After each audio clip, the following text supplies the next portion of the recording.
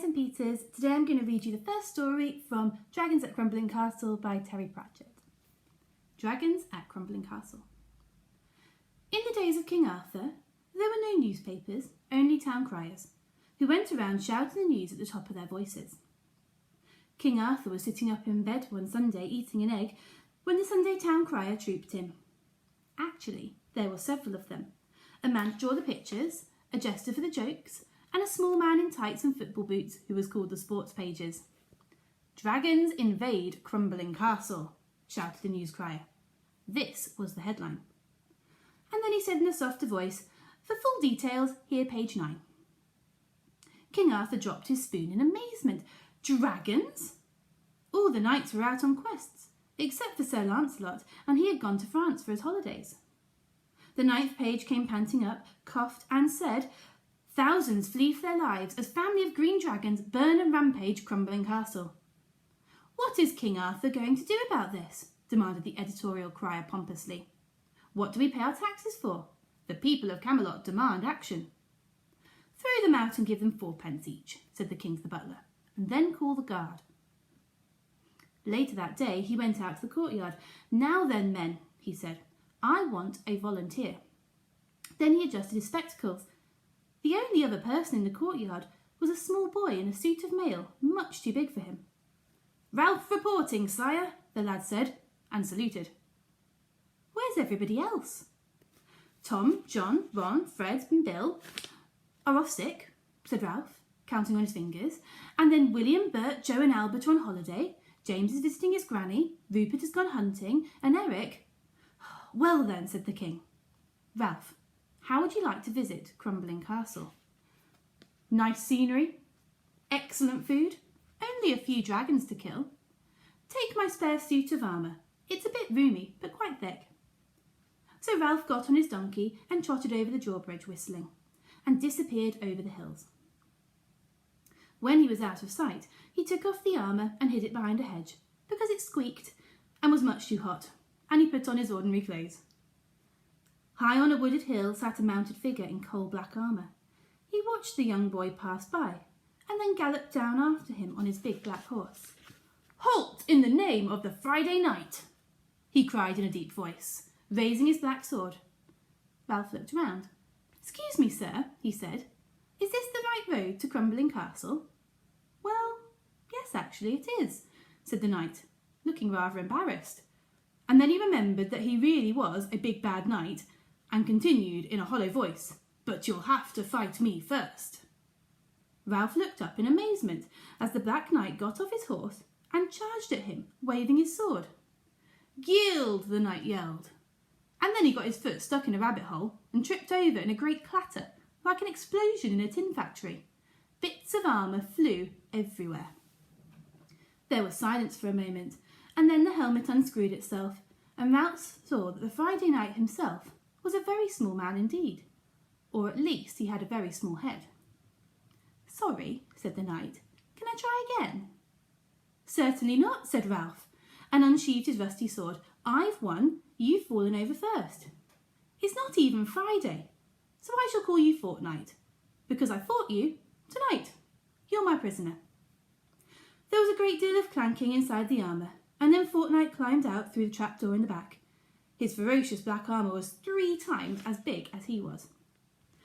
So Ralph continued along his journey to Crumbling Castle on his donkey, followed by Fortnight the Friday Knight on his great black charger. After a while they became quite friendly, because Fortnight knew a lot of jokes and could sing quite well. He belonged to a circus before he became a knight. Next day they found a wizard sitting on a milestone reading a book.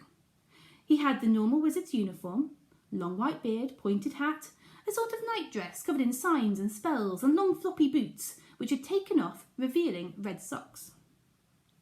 "Excuse me, sir," said Ralph, because you have to be careful when talking to wizards. "Is this the way to Crumbling Castle?" "Thunder and lightning, yes," said the wizard, closing his book with a snap. "Do you mind if I come too? I've got a few anti-dragon spells I'd like to try out." His name was Phosphodil, and he was sitting by the road because his magic 7-league boots had broken down. He pointed to the pair of high brown boots by the milestone. Magic boots are handy things. You can walk as far as you like in them without getting tired, but Phosphidles needed a little bit of work. So they gathered round, and since Phosphidle knew a little bit about magic, and Fortnight knew a little bit about boots, and Ralph knew a little bit about walking, they soon had the boots walking again. Phosphidle put them on and trotted along by Ralph's donkey. The land around them grew grimmer and grimmer, and black mountains loomed up on either side.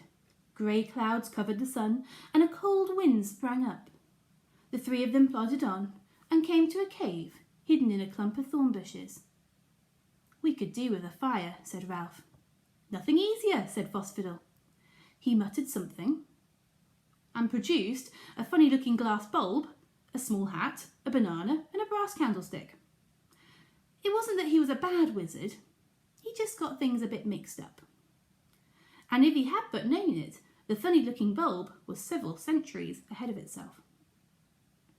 After Fortnight had lit a fire, they settled down around it, and Ralph and Phosphidle dozed off. But Fortnight thought he could hear something. Crack went a stick in the bushes. Something was creeping towards them. Fortnight picked up his sword and crept towards the bushes. Something was moving in them. Something very large, or with very large feet. It was very dark, and somewhere an owl hooted. "Yield!" yelled Fortnight, and dashed into the bushes. This woke up Ralph and Phosphidle, who heard a great crashing and bashing going on, so they got up and ran to Fortnight's help. For 5 minutes there was no sound to be heard but swishings and swear words when people trod on thorns. It was so dark that nobody knew if anything was creeping around behind them, so they kept turning around just to make sure. "I've got it!" shouted Fortnight, and jumped on something. "Me!" came Phosphidle's voice from the leaf mould. While all this was going on, something very small crawled out of the bushes and began to warm its feet by the fire. Then it rummaged through the rucksacks and ate Phosphidle's breakfast for tomorrow. "I've heard something, I tell you," muttered Fortnight, as the three of them came, scratched and bruised, out of the brambles. "Look, there it is!" "It's a dragon!" shouted Phosphidle. "It's a very weeny one," said Ralph. The dragon was about the size of a small kettle. It was green and had very large feet, and it looked up at them, sniffed a bit, and began to cry. "Perhaps my breakfast didn't agree with it," muttered Phosphidle, looking at the rucksack. "Well, what shall we do with it?" said Ralph. "It doesn't look very dangerous, I must say." "Has it lost its mummy, then?" cooed Fortnight, getting down on his hands and knees and smiling at it. It backed away and breathed out some smoke. Fortnight wasn't very good with children. Finally, they made it a bed in a big saucepan and put the lid on and went back to sleep. When they set off the next morning, Phosphidle carried the saucepan on his back. After all, they couldn't just leave the dragon behind. After a while, the lid opened and the dragon stared out. "This isn't dragon country," said Ralph. "I suppose it must have got lost." "It's the green variety. They grow to be 30 feet tall," said Fortnight. "And then they take to roaring and rampaging and walking on the grass and other lawlessness and wicked deeds." "What sort of wicked deeds?" said Ralph, interestedly. "Oh, well, I don't know. Leaving taps running, slamming doors, I suppose." That afternoon they came to Crumbling Castle. It was high on a hill all by itself and built of grey stone. In the valley below was a town, but most of it had burned down, and there was no sign of anybody, not even a dragon. They plucked up the courage to knock at the big black door. Fortnight's knees were knocking, and since he was wearing armour, this made a terrible din. "There's no one in," he said quickly. "Let's go back." The door wouldn't open, so Phosphidle got out his spellbook. "Hopscotchalorum, trimble-dingler tramlines," he opened. "Open." Instead, the door turned into a pink meringue. Phosphidle always got things wrong. "My word, dash tasty door that," said Fortnight, when they finally got through. They were in an empty courtyard. It seemed like they were being watched. "I don't like this much," he added, looking around and drawing his sword. "I get the feeling that something is going to jump out on us." "That's very nice, I must say," said Phosphidle. whose nerves were not as good as they'd used to be. "It's all right," said Ralph. "Dragons are seldom bigger than the average house, and not much hotter than the average furnace." He trod on Phosphidle's cloak as the wizard tried to run away. "So come back." Just then they met a dragon. It looked quite like the one asleep in the saucepan in Phosphidle's pack, except it was much bigger. It crawled across the courtyard towards them. "Morning," it said. Now this placed our heroes in a bit of a quandary. As you can see, you can't go off and kill something that's just said good morning to you. "Good morning," said Ralph, rather embarrassed. "I suppose we've come to the right place." "Yes, this is Crumbling Castle. I suppose you've come about all these people who have been bothering us," said the dragon. "First we've heard," said Ralph. "We heard that you dragons were bothering people. Where is everyone anyway?" The old dragon yawned. "Down at Dragon Caves." And then he explained it all to them. Dragons were really quite peaceful, and these had been living in the caves down by the river, bothering no one except the fish which they ate. But then the lord of the castle had built a dam downriver, and their caves had been flooded. So the dragons had come to live in the castle, scaring everyone else away. They had burned down a few houses, but they had always checked that there was no one home before they did so. While the old dragon was talking, other dragons came out from various parts of the castle and sat around listening. "And now they've gone and they've kidnapped our dragon prince," said the dragon. "Is he about 12 inches long, with large paws and a habit of biting?" said Phosphidle suspiciously. "Because if he is, we found him a few days ago. He just got lost."